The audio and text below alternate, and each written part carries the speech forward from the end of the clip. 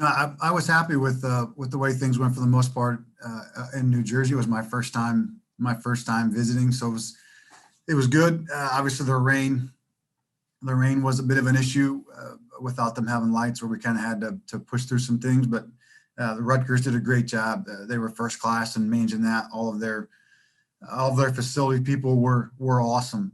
Did a great job managing the best that they could. Really competitive games. We pitched it really well. For the most part, played good defense. We had the one game there where we kind of struggled there in the rain, but other than that, we made some really good defensive, some big time splash plays. Did a pretty good job overall. We had some moments there offensively where I thought we were really good. We had some moments offensively where I thought we kind of gave away some opportunities to put up some crooked numbers. But all in all, we continue to move and grow and be successful. And then obviously coming up this weekend with Michigan, a big time series with a great program, a really well coached team, a really talented team, a coaching staff that we all have a ton of respect for. And I have a personal history with those guys, having coached at Michigan and then knowing those guys for a long time. So I'm excited. I know the boys are excited and look forward to this weekend. All right, we're going to start off with Austin and then go to Matt. Coach, it feels like you guys have kind of found different ways to win in the past couple of weeks, whether that's an offensive explosion or Gabe Bierman going a complete game. How important is that as you head down the stretch to know that and actually have proof to your guys that you can win in multiple different ways? I think you hit the nail on the head there, Austin. When you talk to the guys and you're trying to create your environment and your mentality as a group, the one thing that you have to have at its core essence is the ability to just continue to compete into fight. And you don't know how the game is going to work its way out, and you don't know who's going to be the one that does it. But in some way, shape, or form, you have the confidence to believe that if we just continue to push through mistakes and through errors and through bad things, that we're going to have an opportunity to win it in the end.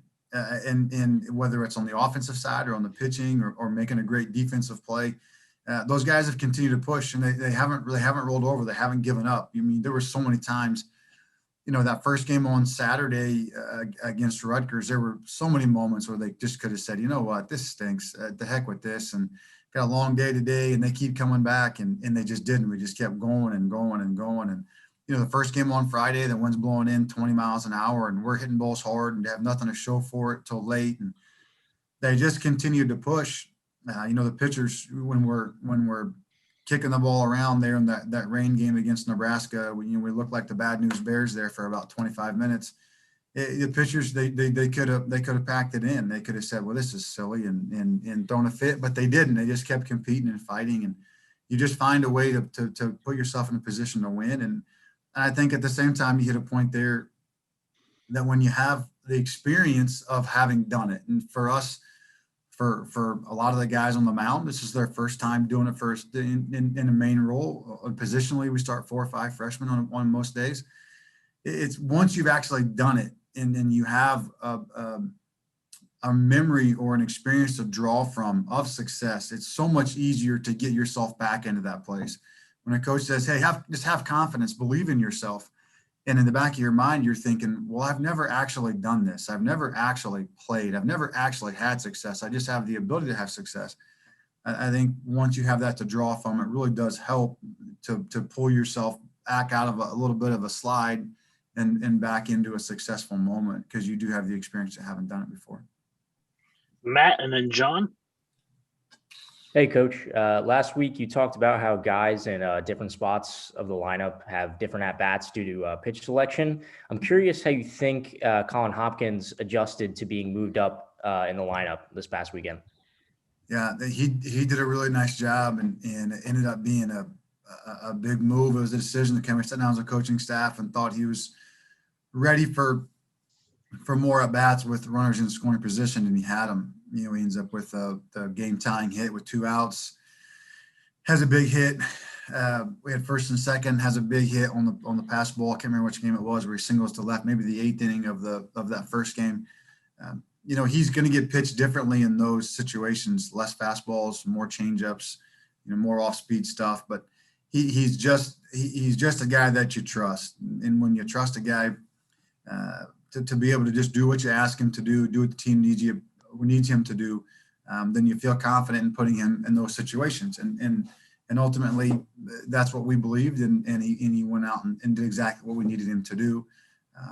And it really helped us a ton. That move helped us a ton. It brought him up in big moments and big situations, and he was able to come through for us. So he's going to get pitched a little bit differently, more backwards. You're going to get change-ups and 2-0 counts. You're going to get 4 straight breaking balls with a runner on second and third, and he's going to have to battle his way through it. But I think with the experience, and I think with who he is as a person, he's capable of having success in that role.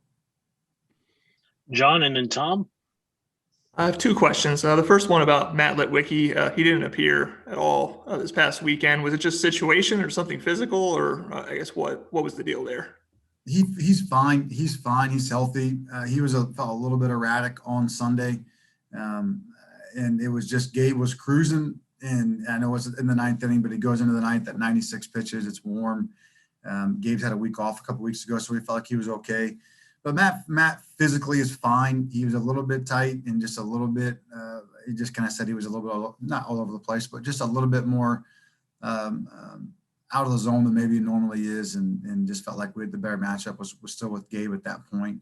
He just had 4 or 5 pitches going and was still in complete control. So Matt's fine. No issues with him. He'll be ready to go this weekend. And we did, the kind of thing was we did extend him against Iowa, which was in the back of our minds a little bit, where he did go a 2-inning save against a really good offense.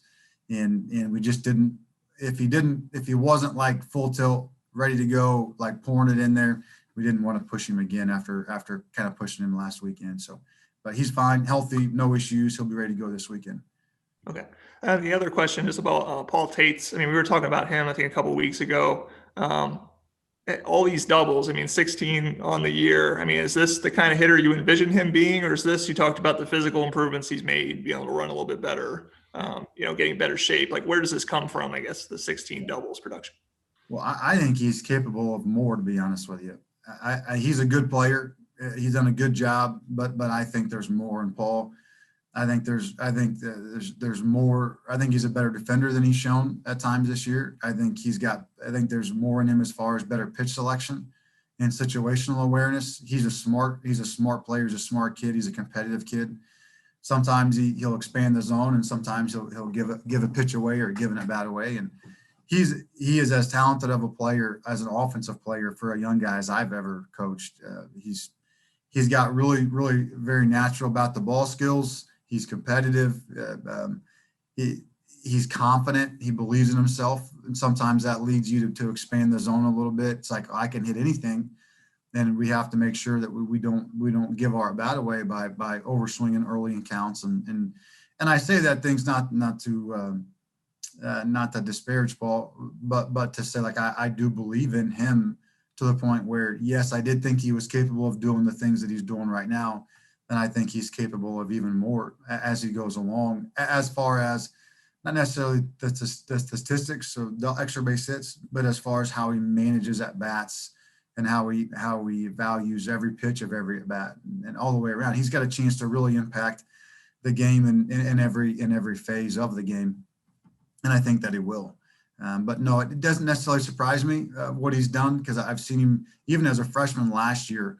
We saw flashes where he saw spin where most young guys don't see spin. They come in their freshman fall and guys are throwing 84, 85 mile an hour breaking balls. And it's like they're from Neptune and they've never seen it before. And Paul was never like that. Paul's staying on the inside of a right-handed breaking ball as a true freshman. It's like differently. He's shooting balls off the right field line on a right-handed breaking ball. Guys don't do that. If anything, they're pulling down the left field line, and we have to board up the indoor facility and make sure they don't break all the windows out when the freshmen come in. And Paul just had a really natural feel to those things. And he's got a natural competitive streak in him that helps him. Like he like, the bigger the moment, the better version of Paul you're going to get. If you notice, it's like when Paul comes up, when there's a couple guys on base, you're going to get the best version of Paul. And that guy's got a chance to impact even more of the game than he has already, in my opinion. Tom, and then Aaron. Jeff, we've talked a lot in the last few weeks about your lineup getting longer and getting so much production out of the bottom third, and such of that.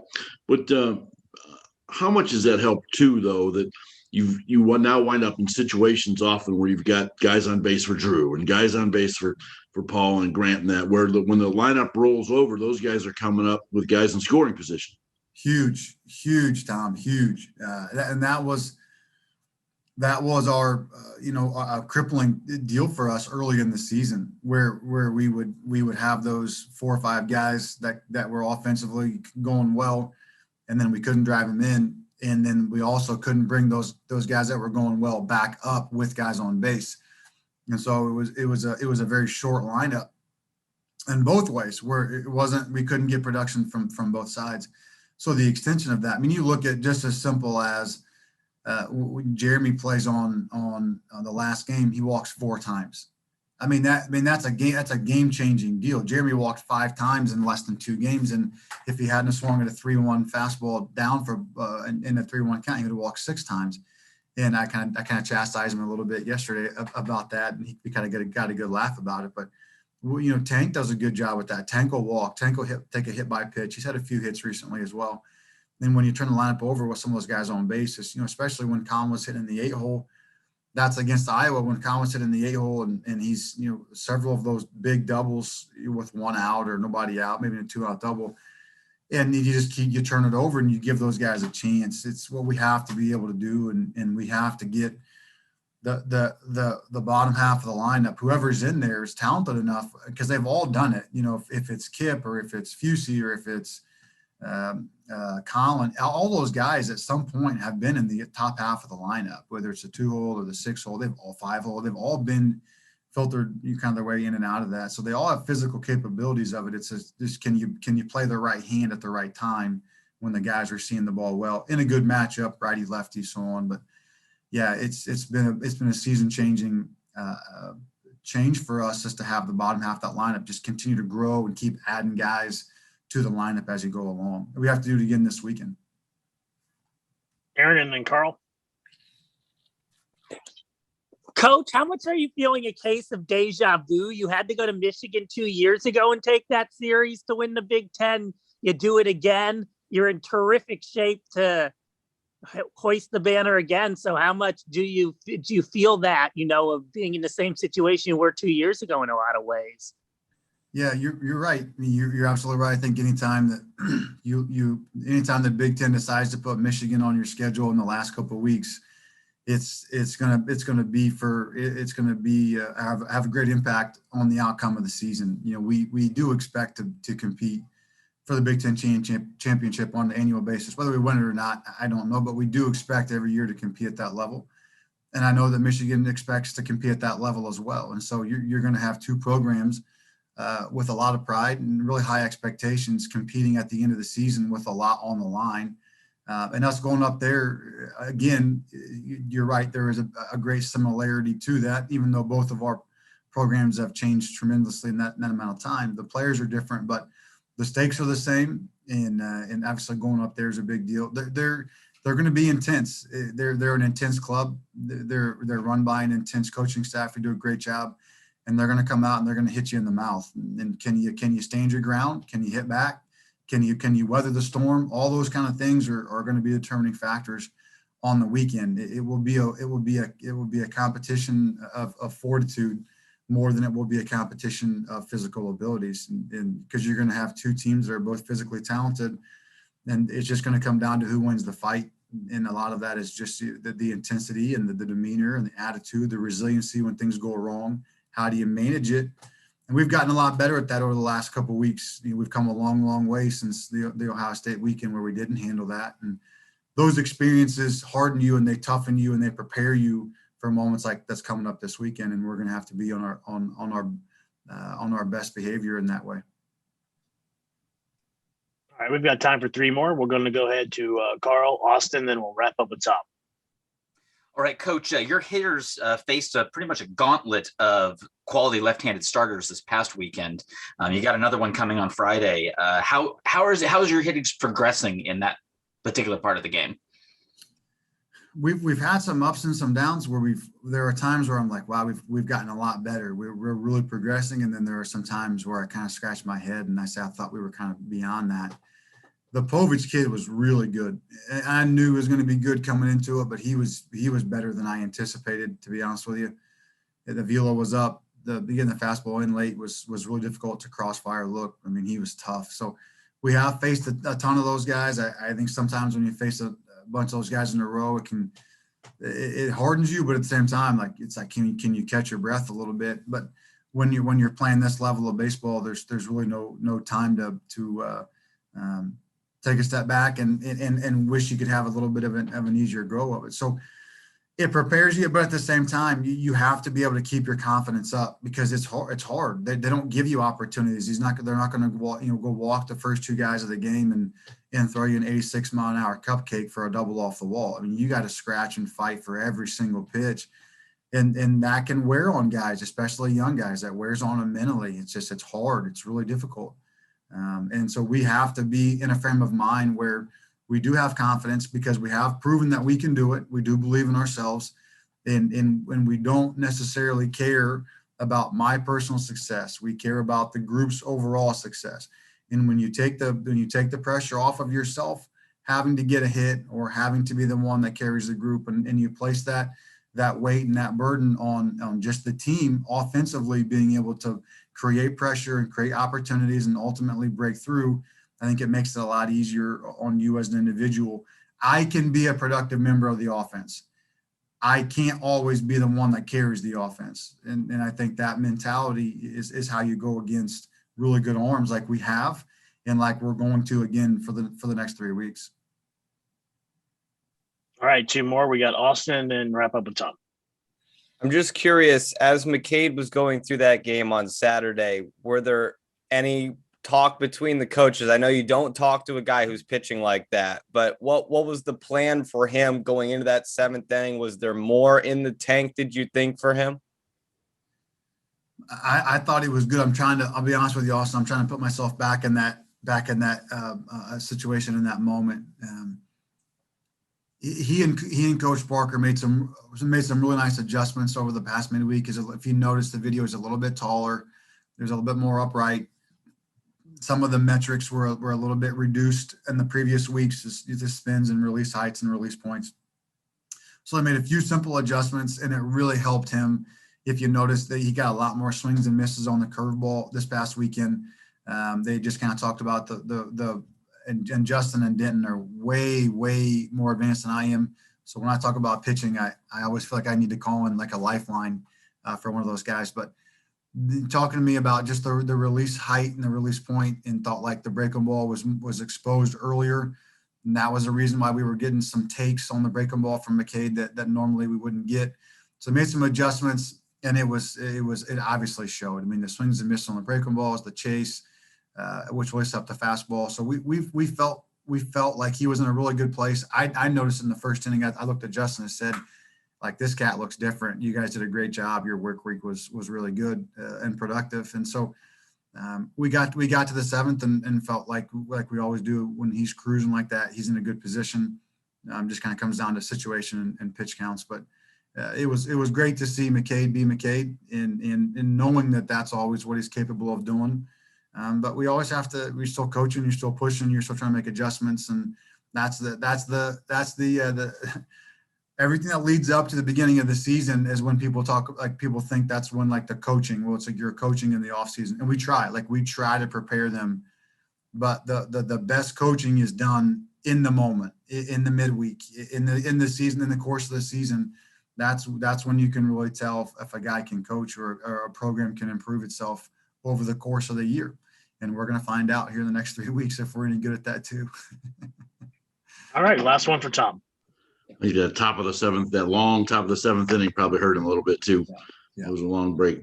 But, here we are in the middle of May, and Gabe probably had his best outing of the year Sunday. Yeah. McCade probably had his best outing of the year Saturday. Tommy probably had his best outing of the year on Friday. So that has to make you feel really, really good in the middle of May, doesn't it? Yeah, it was an awesome thing to see, especially – and Iowa was awesome last weekend, and it was an offensive weekend at the ballpark, wind blown out. But to see the way that they responded after last weekend, hop right back on the horse and to be really good, really competitive, to make adjustments throughout the midweek, and to be utterly dominant. For those three guys were absolutely dominant and incredible. It was, you know, all three of them. But we were watching Gabe pitch on Sunday was like, I mean, just watching a professional. He's got 5 pitches with the 2-seam and the 4. He's throwing a 4-seam fastball, and you're watching a guy throw 5 pitches for a strike in any count, whenever and wherever he wants. You just don't get to see that very often in college baseball. So it gives you great confidence. You feel really good about where you're at. And I'm really proud of the guys for keeping themselves physically in the position to be able to go out and do that. A lot of times you see guys, the stuff starts to fall off, or they lose a pitch throughout, or whatever it is. And those guys haven't done that. And I thought John did a good job too. We didn't make plays behind him, and Nebraska's going to really run, and he's got to get better at holding the run game and doing those things. But as far as the execution of pitches and the stuff, he did a good job. We didn't do a good job of supporting him, and he's got to become a more well-rounded guy overall. But I thought John did a really good job too. And several of those bullpen guys came in and were just outstanding. So you're right. The starting pitching, man, it's just such a huge benefit that we have to have those guys all kind of cooking at the same time. If I get one real quick follow-up on that. I know a few weeks back when you had a weekend where all those guys had pretty high pitch counts, you kind of had to dial them back the following week. But obviously, it's Michigan weekend. I mean, did they get through that weekend pretty well? And do you have to feel like you can use them for all they got this weekend? Yeah, I feel good about where we're at. It's a lot warmer. It's a lot warmer now. Their workloads have been, I don't want to say minimized throughout the course of the year, but they've been held to we've been really strategic and to do the best we can to not extend those guys beyond just for this final stretch, this final push, where you give a guy a short workload earlier in the year. You do the best you can to keep them strong. And now it's full go. I mean, we got to go. Those guys are prepared for it. They've been very carefully managed, purposefully managed, one for their own health, but also to make sure that they're their strongest in the last month of the season. And we talk about all the time, you got to be at your best in the last month. And for us to be at our best, those guys have to be at their best, and have to be at their best physically. It was something that, Justin and I, beginning and kind of cutting our teeth at Wright State. If we didn't win the conference tournament, it didn't matter what you did. You weren't going to the postseason. We could win 40 games in the regular season. If you didn't win the conference tournament, then you weren't going. And so managing pitching, you learn to manage pitching really well, because, okay, so he throws a complete game shutout in the first 2 weekends and he throws 135 pitches. Like, it's irrelevant. It doesn't matter. If you don't win the last game of the conference tournament, it's all for nothing. So learning that early on for us was a big deal, and learning to manage those guys to make sure they're the strongest they can be at the end is critical. And I feel like we're in that direction. So they'll be full go. They'll go until, their stuff starts to deteriorate, and then we'll get somebody else in there, especially now there's a 3-game weekend again.